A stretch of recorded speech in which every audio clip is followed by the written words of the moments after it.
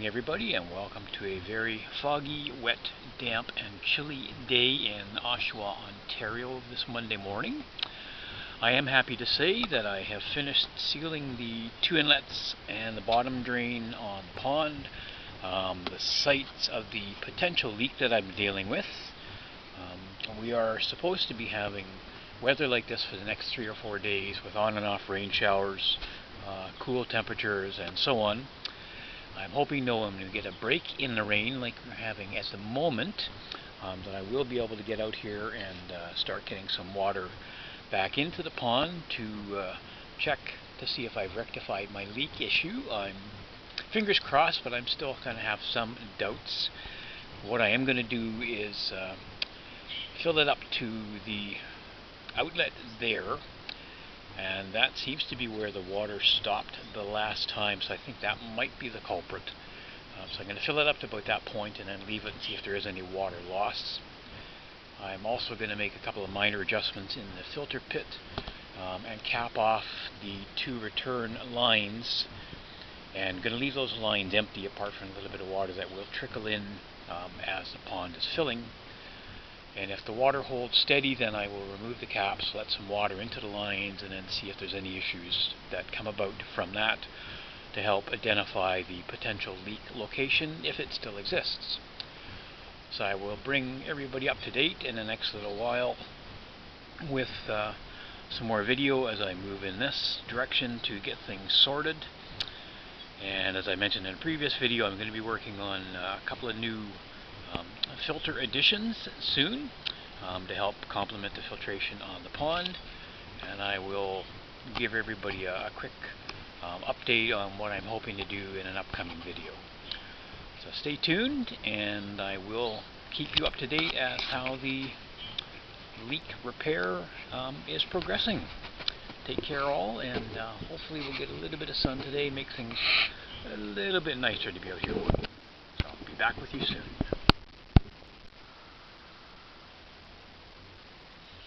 My quest to resolve the leak in the pond continues, and I'm ready to start the refill. What I had done in a previous video that I had shown you was to install the new valve here, the new 4-inch gate valve. So that has the pond completely isolated from the filter system. What I've also done is closed off the two valves here that feed the returns on either side of the pond. And just to increase sort of security, if you will, I don't believe these valves leak, but just to be on the safe side, I have capped off the one pipe. That's where the UV units normally get connected to, and then the other line comes up over here. It's kind of like a two-part one. This is the one that actually feeds down to where the UV goes and the other connection. And then this connector here, you can see down at the bottom, I'm going to move down here. This is the cap which seals off that line. And then this is the final cap here, which fed the Easy Pods initially, and it's going to be feeding the updated filter system when I add some more components a bit later on. So what I'm going to do, and I'll show you from the pond in just a moment, is I'm going to start filling the pond in a few minutes. I'm going to have it go up to the level of where the returns enter the pond, and then we'll let some of the water kind of come down into those returns. Based on the fact that the lines are now filled with air and have all been capped off, there shouldn't be a lot of water movement in there. So I'll fill those up and see what, if anything, happens from a leak standpoint.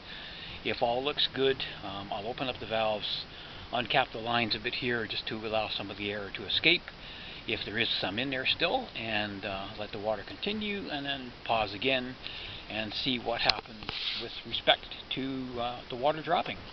So if it is in one of the feeder lines coming back, that should help me identify which one, and I can take the appropriate steps.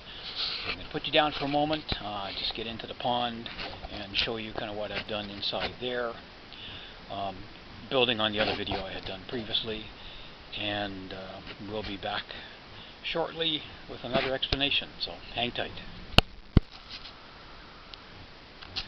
As you can probably guess, just based on what you are seeing here and what you see up there, I am now standing in the basically empty pond. This bit of water was from the rain last night. What I have done is just to sort of help keep an eye on sort of water levels as I'm filling things up and to getting an idea what's going on from a leak standpoint, if it still exists, is I have marked on the wall in 6-inch increments down to where the inlet there that I suspect might be the problem is. When the pond is operating in its normal level, it's approximately here. So when the water is there, you don't see the liner edges or anything like that, and it was done that way deliberately. The liner actually wraps up around this block on the outside, comes up in here, and then is held in place by the remainder of the wall. So from roughly the midway point down to here, the first line is 6 inches, 12 inches, 18 inches, 24 inches there, and from that point, 24 inches to there, and then that's the one inlet return.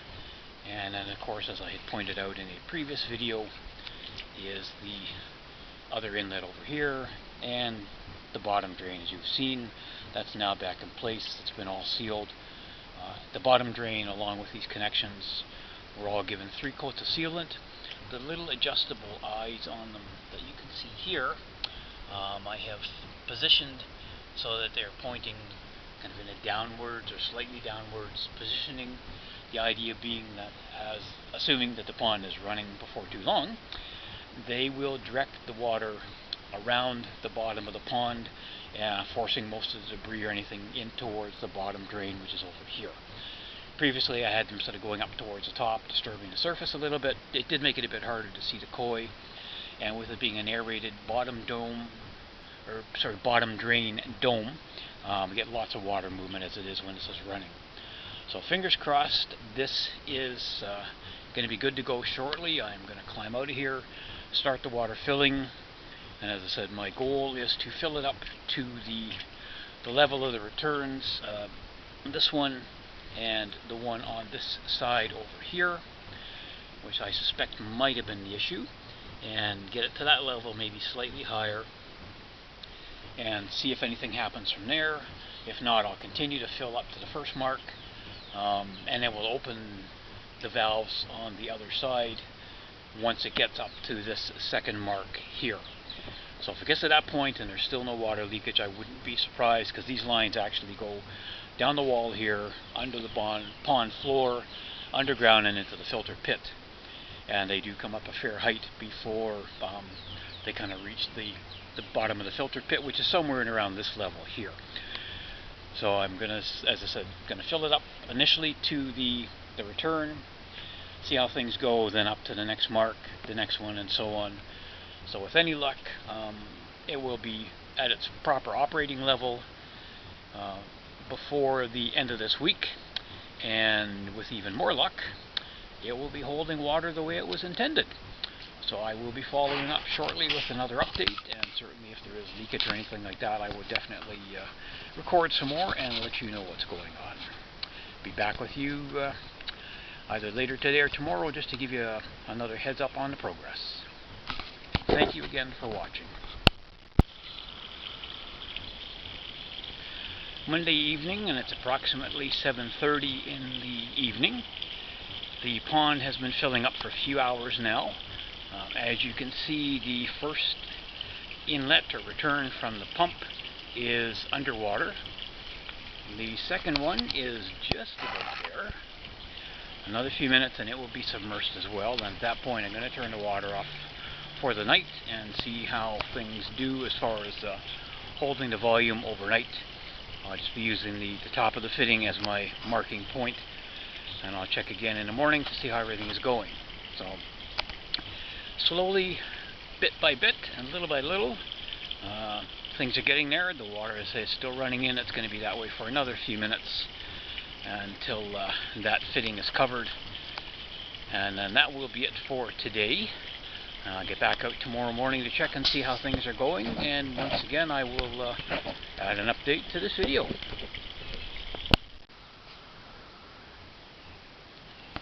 It is a once again gray overcast morning.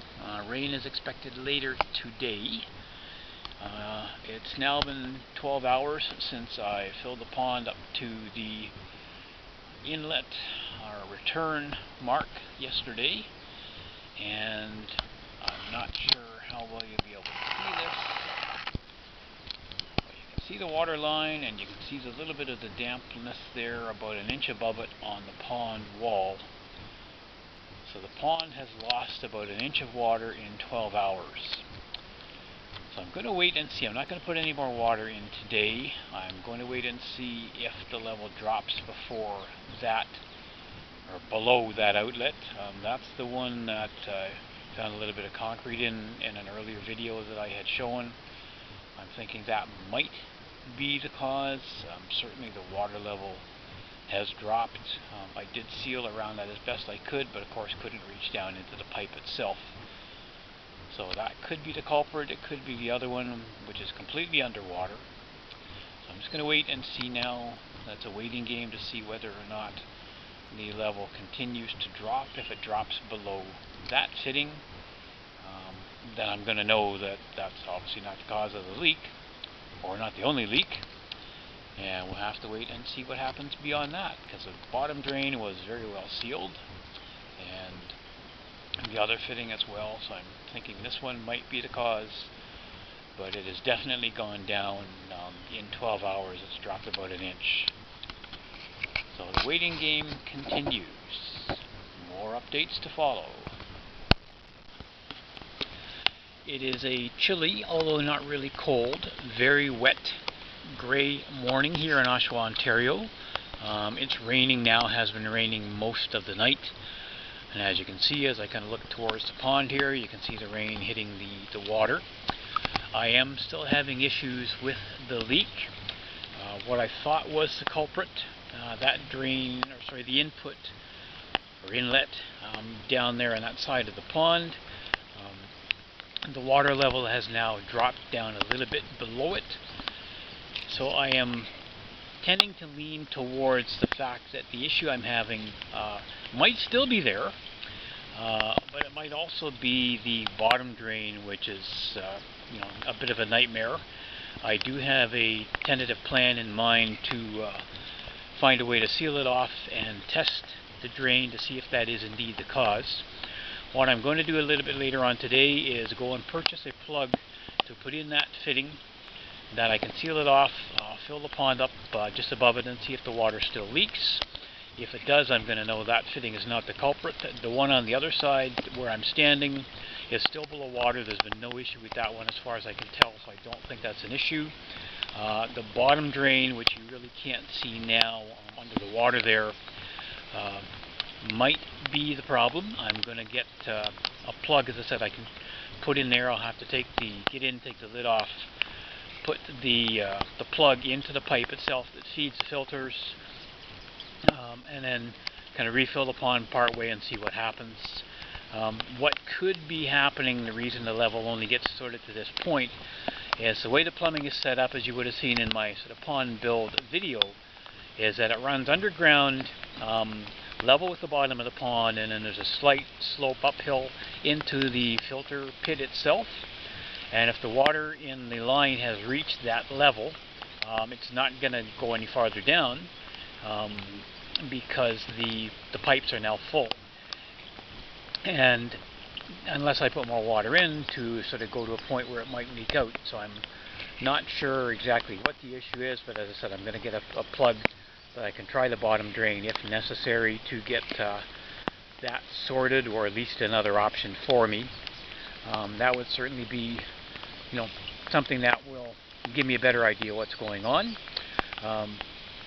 and I'll decide next steps from there.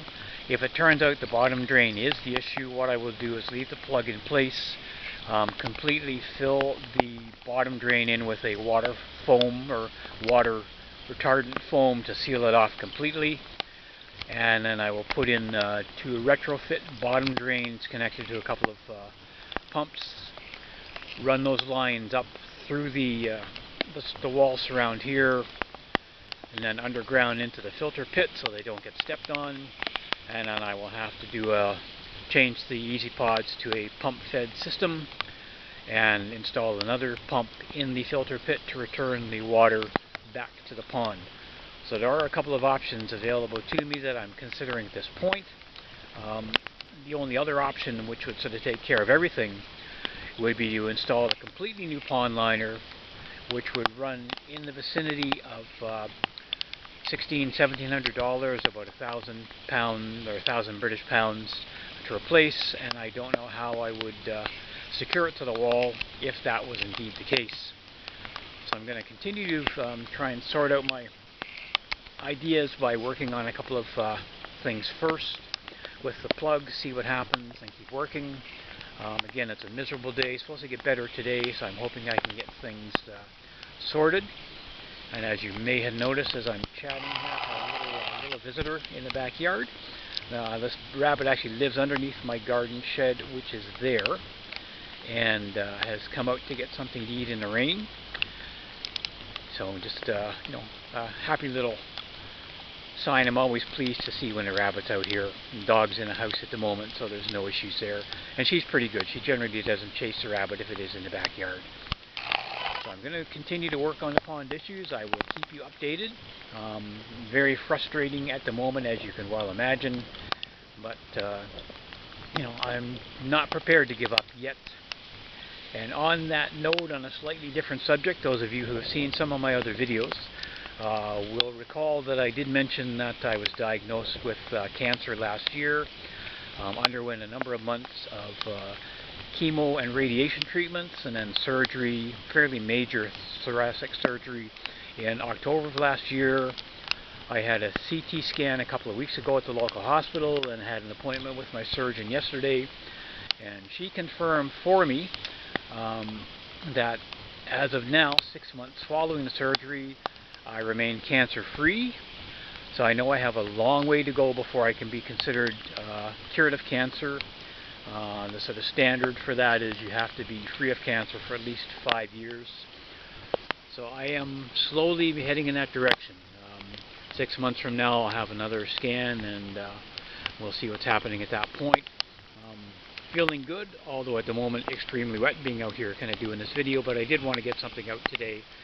I will keep you updated as I install the plugs to do some more testing on the pond, and we'll take it from there. So thank you again for bearing with me through this issue that I'm having with the pond. Your support is very much appreciated. Please leave your likes and comments below the video. Please feel free to share it with your friends. And thank you again for all of your support. And take care, and happy ponding.